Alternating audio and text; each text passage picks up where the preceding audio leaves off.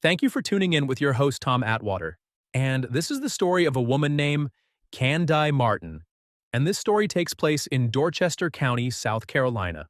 On February 17th, 2001, the burnt body of 21-year-old Kandee Louise Martin was found inside the trunk of her burned car in Dorchester County, South Carolina. The day before, according to court sources, 20-year-old Marion Bowman Jr.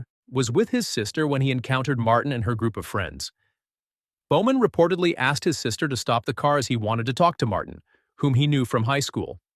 According to Bowman's sister, he asked Martin to return him some money, and when Martin told him to wait until their conversation was finished, Bowman said that bitch be dead by dark. 4:05. That evening, Martin drove up to a house where Bowman and his friends had been drinking. Bowman and his cousin James Taiwan Gadsden boarded her car and they went together to a remote place pointed out by Bowman. According to Gadsden, he heard Bowman telling him that he wanted to kill Martin as they got out of the car. And while tailing behind Martin, Bowman whipped out a gun and fired 3 shots. Martin reportedly rushed forward to face Bowman and pleaded with him to spare her life as she had a child to take care of. Disregarding Martin's pleas for mercy, Bowman discharged his firearm twice and shot Martin to death. He then proceeded to drag her body into the surrounding woods. After murdering Martin, Bowman threatened Gadsden to not tell anyone he killed Martin, notwithstanding the fact that he bragged about the killing to others, amongst which were Hiram Johnson himself, and later drove Martin's car back to town. He would later attempt to sell the car at the club, but failed to and drove the car around with other people for the evening. After this, Bowman enlisted the help of another friend, Travis Felder, to drive the car back to the murder site. After parking the car, Bowman brought the body of Martin out from a nearby forest and shoved it inside the trunk before he set fire to the car. While burning the car, Bowman told Felder that he murdered Martin. After this, both men fled the scene. Later, at around 3:54 a.m. in the morning of February 17th, 2001, firefighters responded to a report of a burning car, put out the fire, and found Martin's burned remains.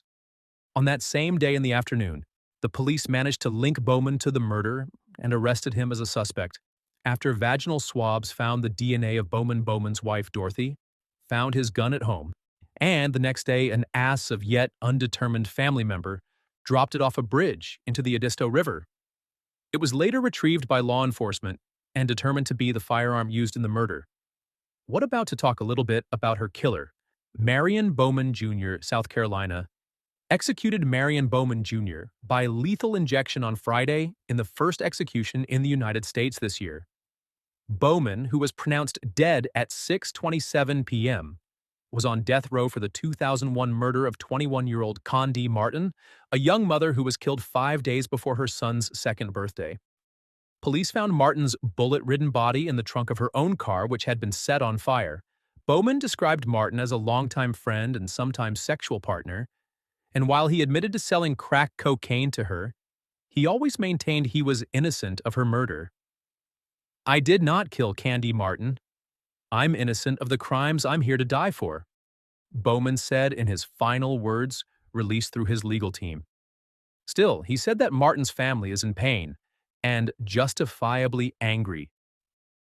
"If my death brings them some relief and ability to focus on the good times and funny stories, then I guess it will have served a purpose," he said. "I hope they find peace." Martin's family, meanwhile, told USA Today ahead of the execution that they have been counting down the minutes until the execution and hoping it would bring them closure. "He's had 24 years to find God and tie up his loose ends," Martin said. "We never got that opportunity. What was left of Kandee is in a coffin in the ground." Stay tuned for part 2 of the story.